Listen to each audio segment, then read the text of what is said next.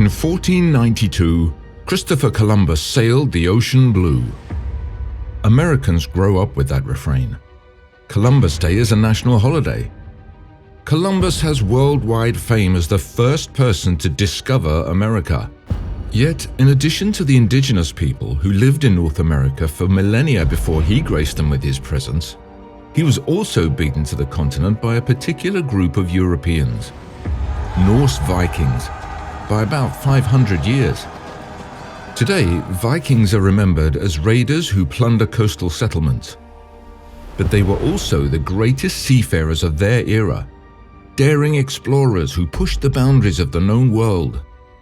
By the 10th century, they had settled a colony on Greenland and even briefly reached Newfoundland.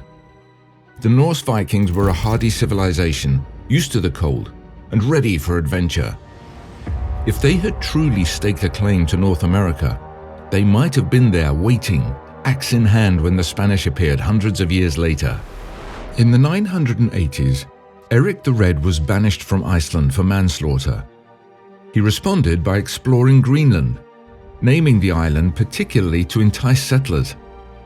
According to the saga of Erik the Red, Canada was accidentally found by a Norse merchant named Bjarni Herjolfsson in 985. He'd been blown off course while trying to reach Greenland, and he saw Baffin Island. Leif Erikson, son of Erik the Red, last names were simpler in those days, heard these stories and went to investigate this strange new land for himself. He named Baffin Island Helluland, land of the flat stones. He even created a small settlement on the tip of Newfoundland, naming it Vinland, or land of wines, for the abundance of berries growing. His father was supposed to lead the expedition, but he fell off his horse and injured himself, so he stayed behind in Greenland.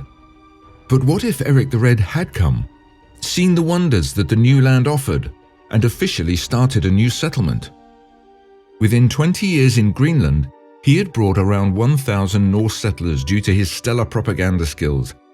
And with those numbers in North America, the Norse could have survived and created a culture there long before Christopher Columbus ever was born.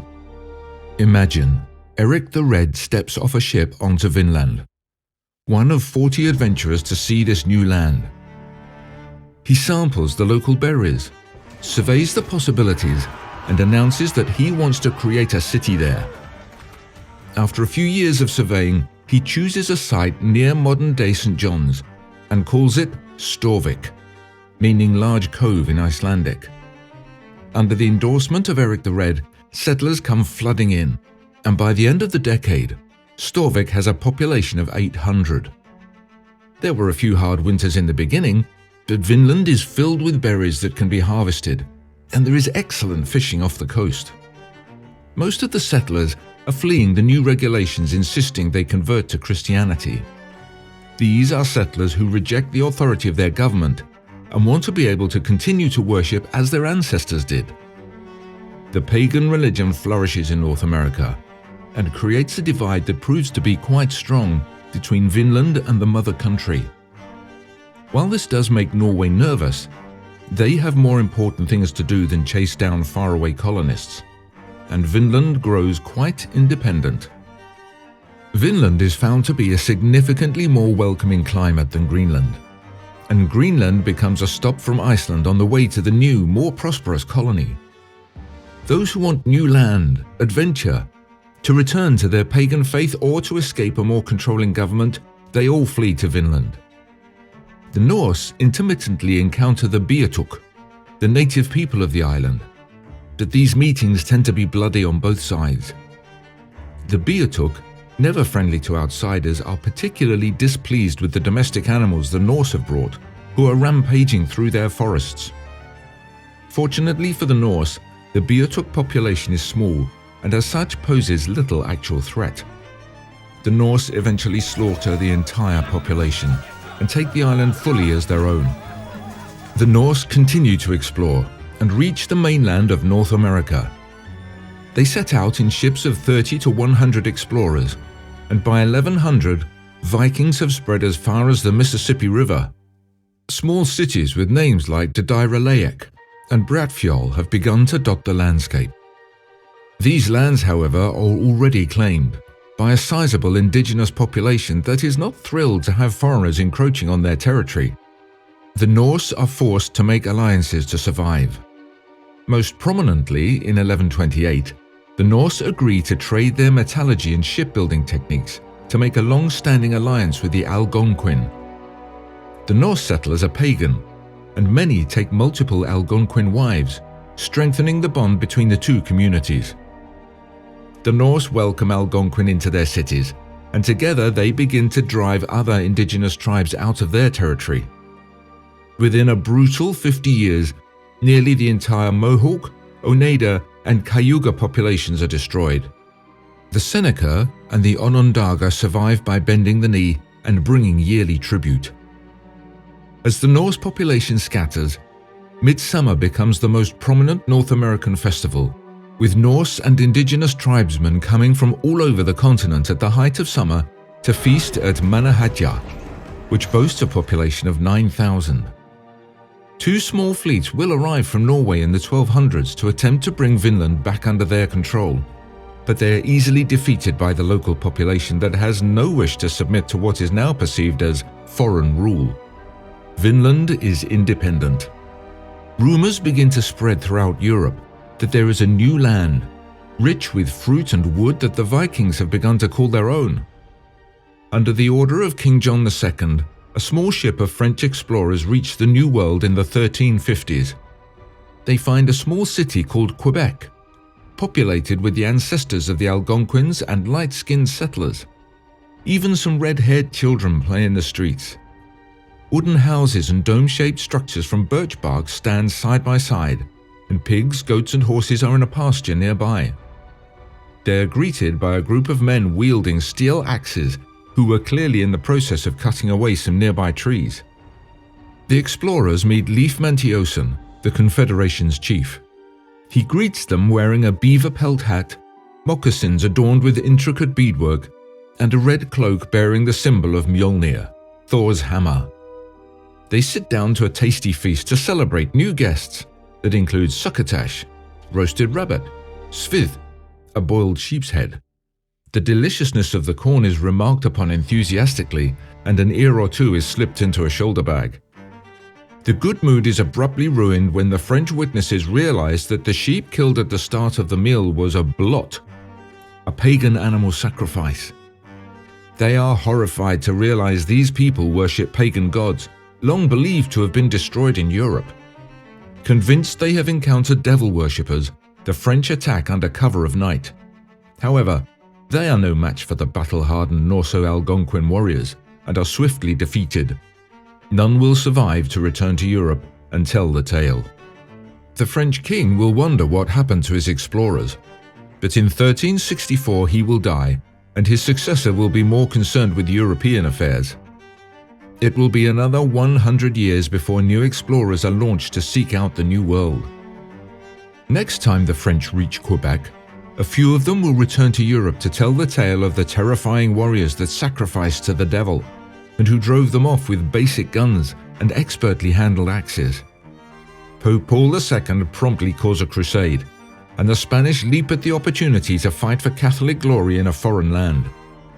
The Spanish crusaders arrive in Vinland, armed with cannons, steel swords, and a fervent zeal for eradicating paganism.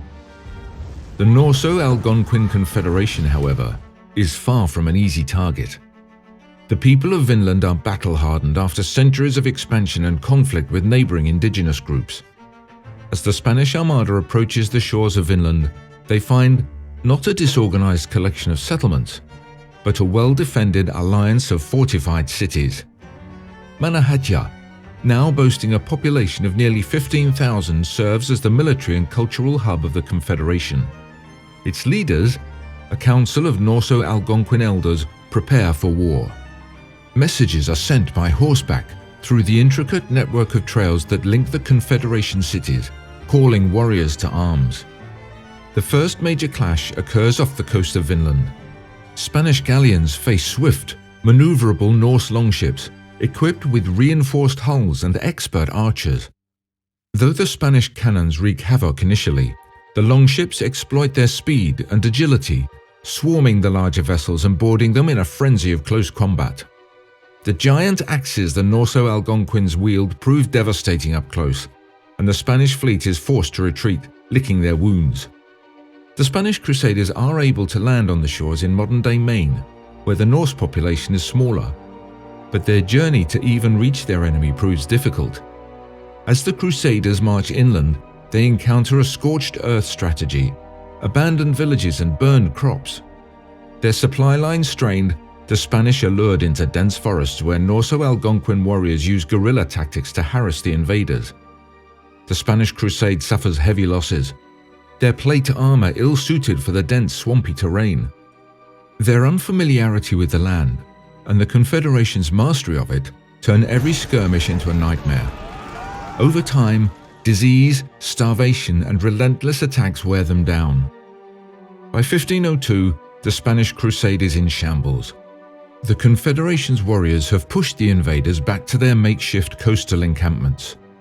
In a final decisive battle near Passamaquoddy Bay, the Norso-Algonquin forces annihilate the remaining Crusaders. Their victory is immortalized in saga, and the leaders of the Confederation declare it a divine vindication of their gods and way of life. News of the failed crusade spreads across Europe, striking fear into the heart of the Church.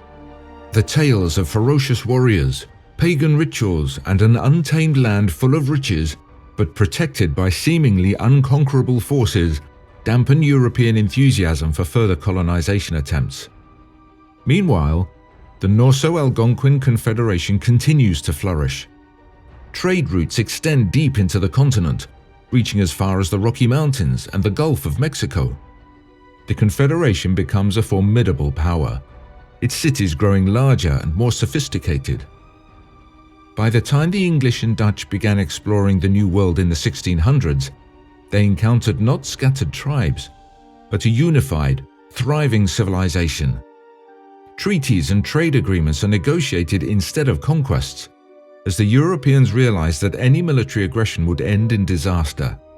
North America could have survived European conquest by merging with the Norse culture, by being equipped with metal weapons and immune from ravages by illness due to early exposure to livestock. Algonquins could have forced the European powers to treat them as equals. Paganism might still thrive. If the Norse had stayed in North America, they could have refused to merge with local tribes and fought their way to extinction. Or they could have come in such small numbers they disappeared into indigenous culture.